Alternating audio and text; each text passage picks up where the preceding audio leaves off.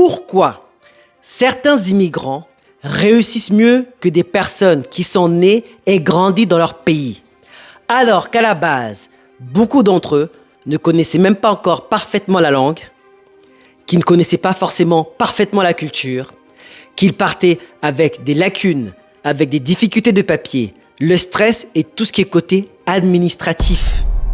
Avant, je pensais que c'était vraiment le facteur argent qui jouait là-dedans. Finalement, je me suis rendu compte que c'était totalement faux. Dans cette vidéo, je vais te donner les 7 raisons pour lesquelles certains immigrants réussissent mieux que des personnes qui sont nées et grandies dans leur propre pays.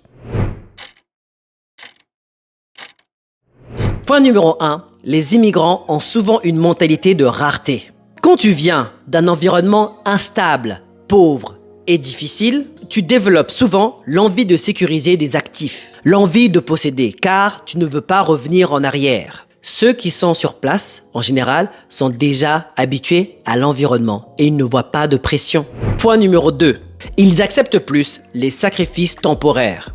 Pour preuve, beaucoup de familles d'immigrants, quand ils arrivent dans un nouveau pays, font le choix de tous se regrouper dans un logement. Dans le souci de réussir et d'avoir une sécurité financière, beaucoup font le choix d'avoir 2 boulots. Et au lieu de vivre comme les gens sur place, c'est-à-dire avoir des vacances, des loisirs, faire des sorties et même des petites dépenses à droite à gauche, font le choix d'économiser agressivement. En gros, ils acceptent une baisse de leur confort temporaire pour construire plus vite. Et ceci est l'un des principes fondamentaux de la liberté financière. Malgré l'augmentation des revenus, garder le style de vie le plus bas possible pour ensuite exploser. Point numéro 3, la famille et les générations. En tant qu'immigrant, quand on arrive dans un nouveau pays avec la famille ou les amis, on pense plus facilement collectif. On essaie de rester ensemble le plus longtemps possible. On part soit avec des lacunes, mais ensemble, on est plus fort. Et on pense plus facilement patrimoine, transmission, achat familial et aide entre proches. Ce ne sont pas toutes les cultures en général, je ne veux pas mélanger, mais on tente à remarquer que les personnes qui sont nées sur place, en plus de comportements individualistes, consomment beaucoup plus et veulent prendre leur indépendance beaucoup plus rapidement. Point numéro 4, les immigrants voient le pays différemment. Moi par exemple, qui ai immigré de France au Canada, quand on arrive ici, on se rend compte que les Canadiens ont plus de facilité à remarquer des difficultés, des problèmes, les taxes élevées. Les immigrants en général, quand on arrive, qu'est-ce qu'on voit? La sécurité, les opportunités, la stabilité, un système bancaire très puissant qui crée des millionnaires et surtout une possibilité de croissance. Donc ils peuvent être plus agressifs et profiter des opportunités sans être négatifs. Point numéro 5, les immigrants investissent parfois plus tôt car ils veulent rattraper le temps, sécuriser la famille et reconstruire rapidement. Moi qui suis parti de France pour immigrer au Canada, j'en suis l'exemple même. Quand je voyais qu'en France, il n'y avait pas certaines possibilités, quand je suis arrivé ici, c'est comme si j'avais un cœur de revanche. Juste attention qu'on ne fasse pas d'amalgame. Quand je parle d'immigrants, je parle de personnes qui ne viennent pas de ce pays-là et qui viennent pour s'installer. Je ne parle pas que d'une peau foncée ou que d'un certain continent. Point numéro 6. Tout rappelle que l'on n'est pas chez nous. Il y a l'accent différent qui rappelle que l'on n'est pas chez nous. Même si à bout d'un moment on finit par le prendre, on finit par le comprendre. Quand on arrive, il y a un choc de culture sur la façon de manger, sur la façon de s'habiller, le transport, etc. Et ce n'est pas négatif, mais ça nous rappelle qu'on n'est pas chez nous. Et au bout d'un moment, il peut y avoir ce qu'on appelle le blues de l'expatrié, même si on est immigré. C'est qu'on a le mal du pays. Et même si on est comme un poisson dans l'eau, quand vient le moment de faire les papiers, avec toutes les paperasses et la difficulté de les faire, on se rend compte qu'on n'est pas chez nous. L'adaptation n'est pas facile. Et ça, je ne parle pas par rapport au pays, mais la personne qui arrive. Car moi, j'estime que c'est la personne qui doit s'adapter et pas le pays. Quelque chose qui fait qu'on ne se sent pas aussi chez nous, qui joue aussi, c'est le regard des autres. Qu'ils soient innocents, qu'on aide ou qu'on n'aide pas. Il y a la famille et les amis qui sont loin. Au bout d'un moment, on sait très bien, ici, ce n'est pas chez moi. Tous les éléments que j'ai cités qui rappellent que l'on n'est pas chez nous font que ça crée de l'urgence pour faire les choses bien et réussir. Ça nous donne une certaine discipline. On ne veut pas perdre de temps, il faut faire les choses bien. Et du coup, on a la volonté de construire vite. Voici pourquoi certaines personnes qui viennent d'un autre pays dans lesquels ils avaient des difficultés de faire des études, des difficultés d'investir, des difficultés d'avoir la famille, dès qu'ils arrivent dans un lieu qui, même pour vous, vous paraît lambda, où vous vous êtes habitué dans ce confort, font tout pour réussir. Ils vont même moins s'amuser, moins se divertir, ils vont réviser comme jamais ou investir comme des malades, même laisser tomber l'humiliation, la honte pour arriver à un point final.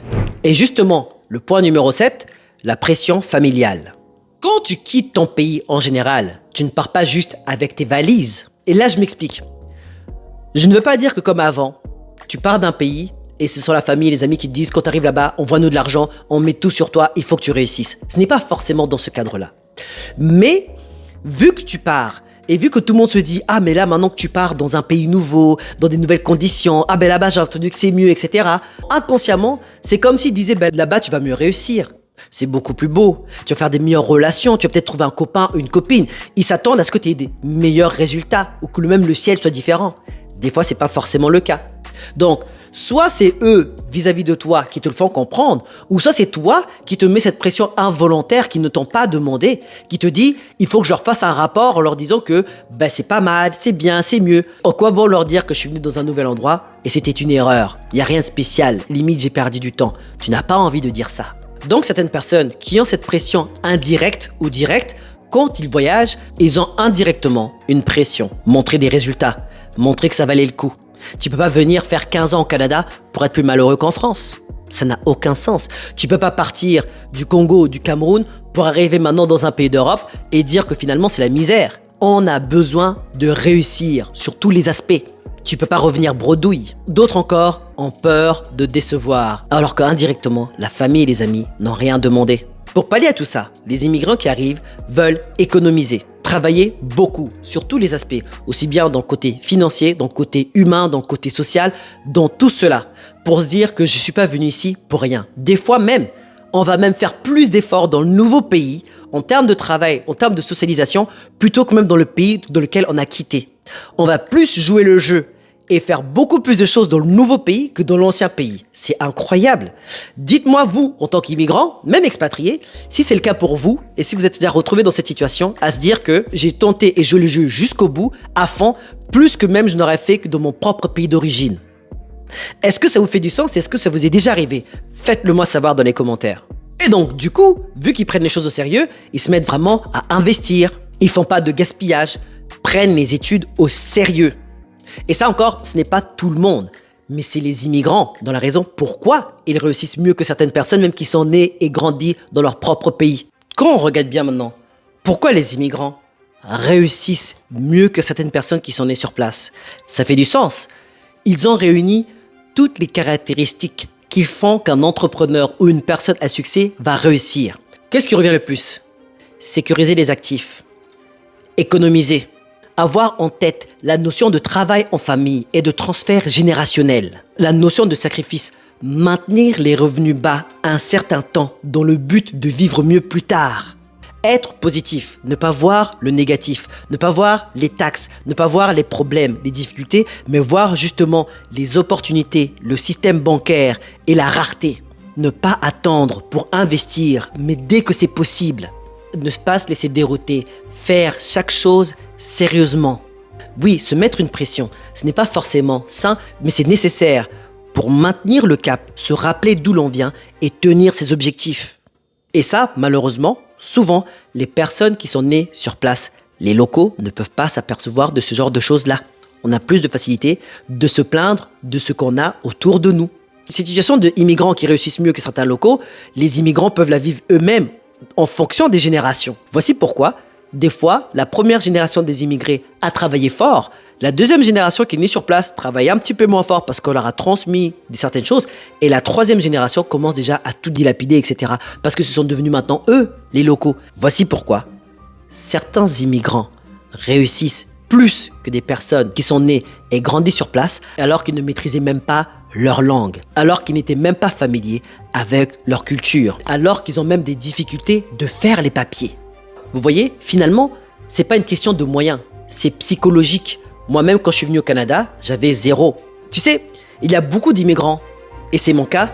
Le but, ce n'est pas forcément d'être juste riche, mais c'est de ne pas connaître cette sensation d'insécurité qu'on a déjà connue dans le passé. Pour te booster bien souvent, il ne faut pas juste te demander où est-ce que tu veux aller, mais il faut savoir d'où est-ce que tu viens. Quand je parle d'immigrants ou d'immigration, je m'inclus forcément là-dedans. Et quand je parle de personnes qui partent dans un pays pour arriver dans un autre pays, je ne parle pas forcément que du Canada ou de l'Europe. Il y a des personnes qui quittent l'Europe pour aller aussi en Afrique ou d'autres pays dans lesquels il y a tout à construire et qui arrivent beaucoup plus à percer que des locaux qui sont sur place. Je ne m'adresse pas qu'aux personnes foncées qui arrivent en France ou au Canada ou dans des pays riches. Qu'est-ce que tu penses de cette vidéo? Est-ce qu'il y a une raison que j'ai oubliée ici? Et si tu n'es pas d'accord avec moi, fais-le moi savoir dans les commentaires. S'il te plaît, argumente pourquoi. D'ailleurs, je te laisse avec cette vidéo qui apparaît ici qui t'explique comment je suis passé de chômeur en France à millionnaire au Canada. Après, je suis conscient que ce ne sont pas tous les immigrants qui réussissent. Et ici, j'ai fait justement une vidéo qui t'explique pourquoi les immigrants fuient le Canada. Vas-y, je t'attends de l'autre côté. À cœur vaillant. Rien d'impossible. À très bientôt.